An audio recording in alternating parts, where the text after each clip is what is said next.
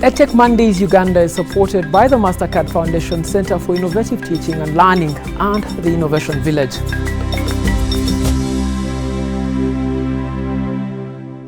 Welcome to EdTech Monday. Now, despite the growing demand, Africa's ICT infrastructure still lags way behind. In Uganda, for example, more than 86% of the population lack access to the internet and internet-enabled devices, and only 18% of Ugandans have access to electricity. COVID-19 escalated the need for ICT in education and exposed these gaps. And in today's EdTech Monday, we ask how can these gaps be filled? So thank you for joining us and welcome my guests. So I'll start with you, Michael, if you can introduce yourself to our audience. Yes, hello viewers, my name's Michael Ochero. I serve with the Ministry of ICT and National Guidance as the Acting Commissioner for E-Services. The ministry, of course, is responsible for rollout of ICT infrastructure that we are discussing today. Thank you. All right, thank you so much, Letitia. My name is Naitende Letitia. I work with Women in Technology Uganda. Women in Technology is an NGO for women empowerment in technology and entrepreneurship. All right, thank you so much, Charles. Thank you, viewers. I'm Charles Ochan. I work for UTouch Uganda. UTouch work with youth in technology in rural community. Thank you. Michael, I want to start with you. Just how big is this infrastructure gap in our ICT space? I know that we've mentioned some numbers around access to electricity, around access to internet-enabled devices, but I know at the ministry you see how big the gap is. So just how big is it? Well, to begin with, there's been a lot of work done to put in place that infrastructure. If you're to talk of the amount of fiber optic cable in the country, you're talking of about 12,000 kilometers, of which about 4,000 belongs to government. The private sector has built the rest. The major challenge is in what we call the last mile, reaching the end user, and that is where the gaps are. And that is where we are putting in interventions to close those gaps, both in terms of policy, in terms of laying out infrastructure, in terms of the ecosystem, including skills and provision of devices.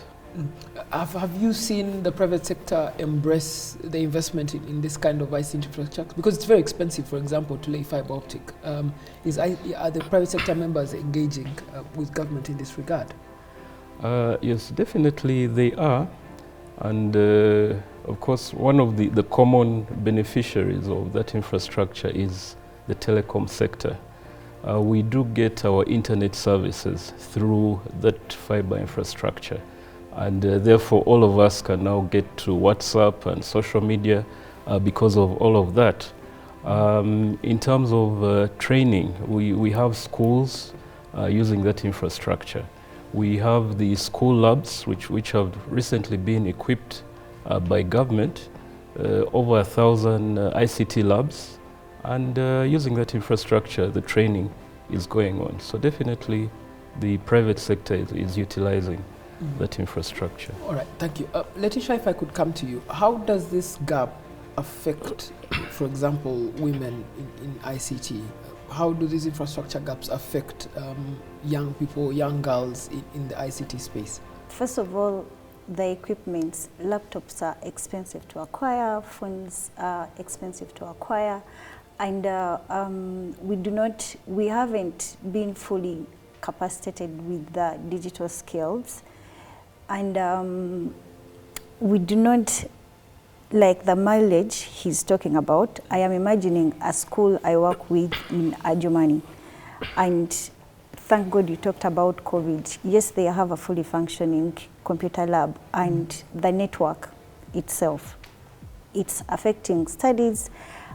Even a young girl that wants to participate, the fact that they can't afford a phone, they have to go through mommy's phone or daddy's phone, and you need to give reasons as to why. It kind of makes learning slow, and you lose interest because you have to give accountability all the time. And to me, as an entity in Kampala coordinating a lesson in Adjumani, the on and off internet connectivity, and then the network is off, let me climb a tree, let me get here, it loses interest, and yeah, it just kind of slows learning. Charles, does this mean that these challenges are insurmountable? I know that things that you do at UTouch, for example, solve part of this problem. How have you seen your solution sort of working? And if you had to speak to government in terms of scaling that solution, what would that look like? Well, one thing I would say is, in my experience, the things that we do is part of the solutions to the bigger problem. One, in the community where I come from and where I grew up, is accessibility has been the problem. That is number one. Number two, we also grew up in a community with different norms. Say, for example, not everyone have equal right to use technology.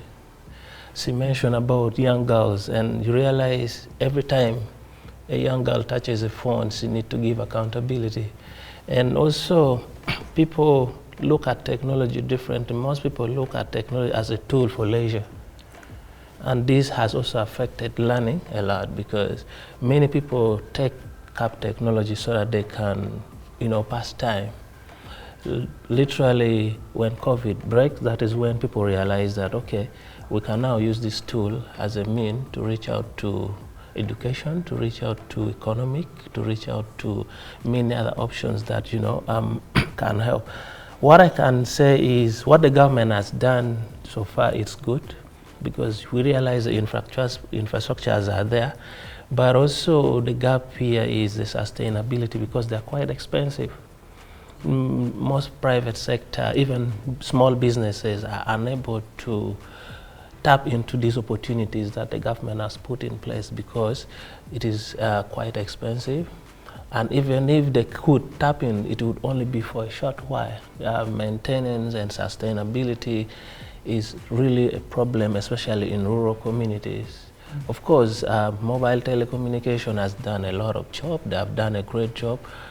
But like I said, looking at the accessibility of the devices that can easily tap into those infrastructures built by telecommunication, it's hard. Many people do not have access to smartphone. So I would still say there is a little bit of a gap, especially in school. In one of the schools that UTouch partner with, the school have the library installed, but of course, the internet is, like she mentioned, is on and off.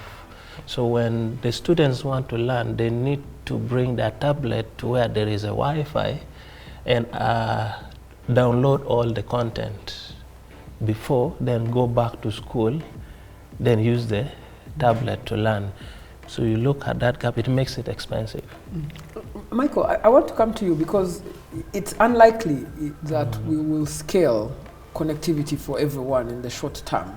But there are other smaller solutions, like use of USSD, where you have at least basic connectivity, and that could be a solution. Do you see accessibility or connectivity? Which one is the bigger challenge? Is it accessibility or is it connectivity? As government, we're looking at multiple technologies, not only fiber connectivity. So especially for last mile, various technologies are being used, wireless, you name it. In terms of accessibility, there are a number of interventions being looked at. Some have already started. For instance, there's the ICT park that was recently launched by His Excellency in Entebbe. And that one is supposed to house local manufacturers of devices, including the smartphones. So we expect, actually it's one of the targets for government, that devices, the cost should be lowered. One of the other targets is that the cost of broadband, of internet, should be lowered. The ultimate target is about $20 per megabits per second. And that is, interventions are being undertaken to make sure we reach there. So various interventions are being looked at. Also, innovation is one of the areas being looked at, because applications cost is one of the challenges. So presently we have a lot of local developers who are taking over the formerly imported systems. So we expect reduction of costs through various options. Letitia, is this a solution that works? And I know you work with a lot of local innovators in the space. Is this a solution that works? Have you been able to grow up that chain with government and scale solutions from your own community? The solution works because yes, we have so many developers and they have done amazing work. But I would say 50% of this work stops to the innovation hubs, and which of them also do not have the capacity to let these developers exploit their work. So maybe the question would be is how is government willing to intentionally look for the developers versus the assumption of when I go to Ministry of ICT, I am definitely going to get developers there. So apparently these people are down here, yes, they have the solutions and they are willing to sensitize the community awareness on how to use this, because at the end of the day it's their product, they're excited about it, and they want, if you've noticed, safe border is all over the place and they are making noise about it, whether you're young or not, they have flyers. So how many more safe borders are there and they are not so aggressive because they feel like I do not have a platform? So maybe if we can work on getting more of these people a platform on where they can showcase their work, attach them to different sectors they can support and work, it will be good. However, this will require us to go away from experience versus a qualification. Yeah. I just want to stay with that. You used the example of Safe Border, which is a very good example. But you see, Safe Border is a Kampala thing. When you're solving an EdTech problem, you need to solve it for Adjumani, Moyo, Kisoro, Fort Portal, and everyone. So what is it that's stopping innovators in your spaces from being able to solve that problem at scale? It goes back to the connectivity, because with our Code Girls program, we were working with the Colibri e-learning platform, and yes, we have computer labs in these schools, but they do not have internet. And the best way you can utilize the e-learning platform for Colibri is when you have internet. This is where a student doesn't need a teacher. Even when the teacher is out of class, a student can just log on to Colibri and it has practical videos on how to do a science experiment. But like he was saying, we need good internet. And because I work for Women in Technology, we have also noticed that with these computer labs, boys tend to be more aggressive. They utilize the computers, and when the internet is slow, I'll just be like, I'll come back tomorrow. Yeah. Charles, how do we scale these solutions? Solutions like UTouch, for example, how do you put at scale? What I think is, I like the points he made, but also the other thing I would think of is when you gave example of Safe Border, it's actually what I used when I was coming here. It's very effective. When you look at the setup of the city, is quite different from the rural setup. And I think young innovators need to think with the people who are in the rural environment, so that when we are coming up with the solutions, we need to come up with solutions that can be adapted in an environment where there is low connectivity, of course, no low knowledge and low accessibility. So what we have been doing as UTouch is, first of all, we know for anyone to come up with all these, people needed to first of all learn how technology works. So we focus more on training people on how they can use technology. This would give them the impressions that they can equally become an innovator. And we give them a space and the tools that they can use. If you want to do prototyping, you'll have a space and a tool that you can access. Looking at how sophisticated this can be, many people will not have the computer that meets the requirement for doing a specific design. So that is how basically we think we needed to take the services, first of all, closer to the people in rural environment, to also participate in the design of solutions to the problems that affects them directly from the rural environment. Michael, this is really your problem, because you see, as government, the private sector can only work where they can make money. but education is really a public good. Everyone, everywhere must be able to access it. So what measures are you putting in place for these innovators to develop solutions, taking in mind places that have low connectivity, places where only USSD might potentially work, places where 3G and 4G are still very much mayhem for them? How is government dealing with those areas? Okay, as a government, we have positioned ourselves as the #1 consumer of the products developed by the innovators, such that they do not remain at the innovation hubs. I can talk of several. We have the e-procurement system, EGP. We have the EMIS system running Ministry of Education.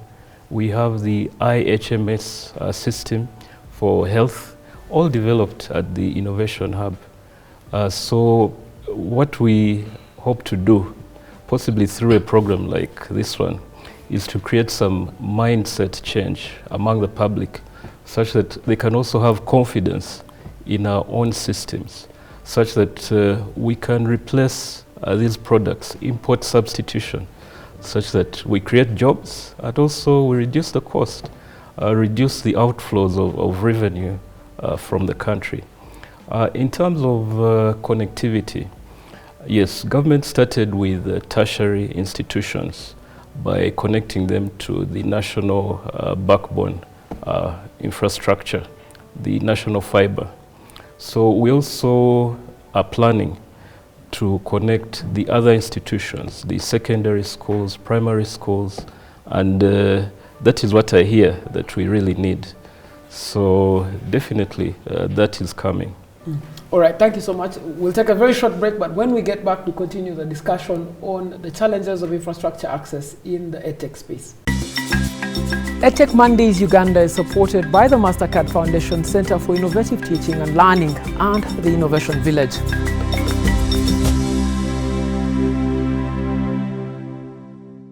Thank you so much for staying with us on EdTech Monday. We're talking about infrastructure gaps in the ICT space that affect EdTech, and we have such an elaborate guest list today to talk about this.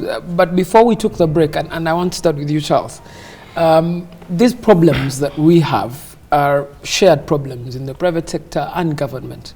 And sometimes the solution comes in being able to talk to each other or being able to be in the same room as you talk about the problem.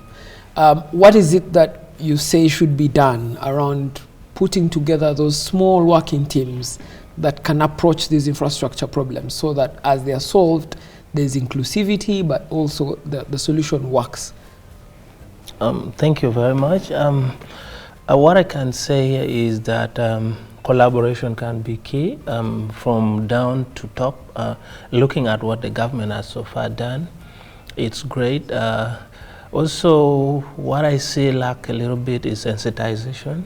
People are really not quite sensitized on how best they can utilize the opportunities that has been brought forward by the government. Mm-hmm. Many people are unaware of the opportunity that exists even in the Ministry of ICT. And you find a lot of young developers struggle with their work, not knowing where to go. Not until this gap is breached, we are going to lag a little bit behind in accessing some of the opportunities and some of the good work that our young people are doing out there. The other thing that I also look at is when it comes at the policy making level, certain taxes need to be reduced, especially on acquiring gadgets and things that has to do with connectivity, including purchasing data. If you cannot have a fiber installed in your business, is there a way you can use the mobile service provider to access these services cheaply or with a little bit a reduced tax on it? If this can be discussed at the policy making level, I think it will improve on the level of accessibility and as well as sustainability of what the government has already put in place. And I also think capacity building would be key. When we look at the lab installed by government in various government schools, I would give example where I come from in Gulu. We have a school that is fully fledged install internet lab, except that you realize when you go, there are lots of, the computers are not spoiled, but it is lacking maintenance and also a technical person who can eventually, from time to time, take up this responsibility. And I think if capacity building can be part of the Ministry of ICT interest, or it will help a little bit in terms of making sure that what they put in place exists and it is being maintained as it is required. Letitia, how can government and the private sector work together to solve this infrastructure problem? We need to collaborate, like work as a team. But the most important thing as we collaborate is co-create together. What does the government think works and what do we think works? And how can we implement this versus being in a meeting and then we go to next. And also, how do we include the people that we are serving in these co-creation sections, because they understand what they are going through. They know what they want and how they want it. So our role will be to build on that. And then also, I feel like, how can we, policy-wise, can we remove a policy on second-hand things? Because someone just needs a second-hand phone to do remote work. Like, all I need is a working machine, I have internet, I do not care whether it's brand new or not. Yeah, so how can we work together? We can collaborate, have meetings, fund the private sector to do the work on your behalf. Funding can also be a nice way of solving such issues. Michael, I want to ask you a slightly different question. Normally, when the private sector and government want to work together, the private sector often says, you know, government works slowly. But government has a lot more stakeholders than the private sector. Before you move, you need to get all the stakeholders on board. And sometimes that's not something that is easily appreciated by the private sector. So you have different working culture. So how do you reconcile this working culture? And in your experience working with the ministry, how do you reconcile this working culture so that you produce a solution that you need urgently? Of course, there's a very clear process through which policy is developed. Of course, it could be initiated through a ministry and then has to be passed maybe to cabinet and maybe to parliament. And that's how it then becomes law. But of course, yes, definitely we know in the ICT sector, technology has tended to move a little faster than regulation. So yes, definitely government has been responding to that. I know there's several policies being fast-tracked. A lot of effort is being undertaken to quickly develop the required policies and a lot of consultation. One of the ways is that we've been doing that is to start development with using the public sector, the private sector, public sector, all the stakeholders working together right from the beginning. And that has tended to quicken the development of policies.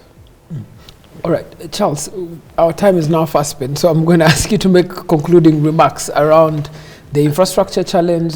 We've discussed a great deal about how to get the solutions, so what are your concluding remarks around this conversation?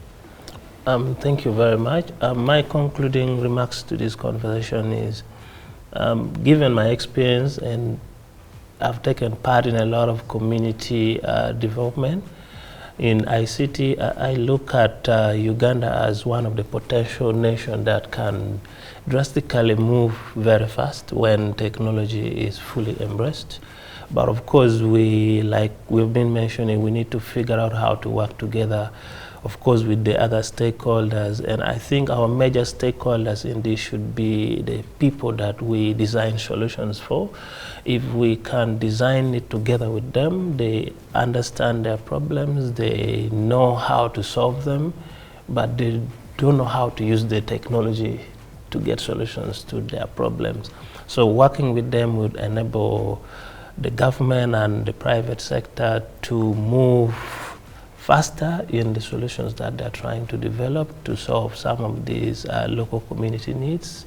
I look at this as something that we really need to coexist. I know we all have different priorities, even the government have bigger priorities, but of course the private sector want to do a small thing to enable them to achieve one thing at a time. But of course the government need to fill in all those gaps. So for me, I think partnership and collaboration would be a key as we move forward. Letitia, what would be your concluding remarks on this? Okay, thank you. A shortcut to infrastructure would be if we equipped the innovation spaces with the infrastructure that is needed. WITU has 2 computer labs, and all it needs is a young woman from wherever they are, just come use the lab. We have internet. NITA provided us with internet. We have internet, we have the infrastructure, we have the capacity, we have a group of experts that can just help a few developers or young girls refine the skills they have. And then as we grow towards making sure phones are accessible, computers are accessible, in a shortcut, if you can make sure the innovation labs, the private sector, the key players in this tech space are fully equipped, that would be a good thing to start with as we look forward to the bigger picture. Michael, what are your concluding remarks on this?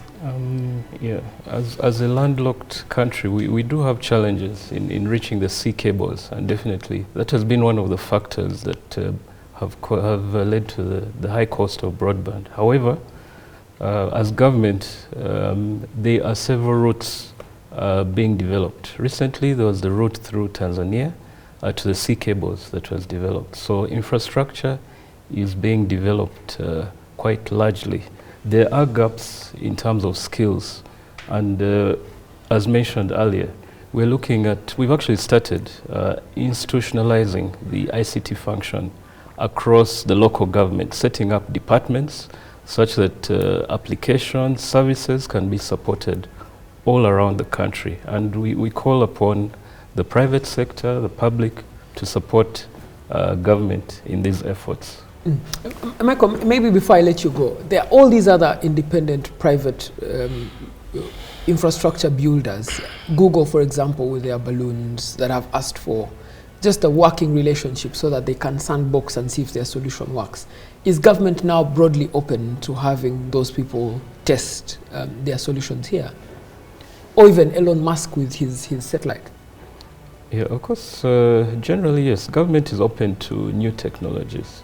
Of course, there are regulations, there is licensing required.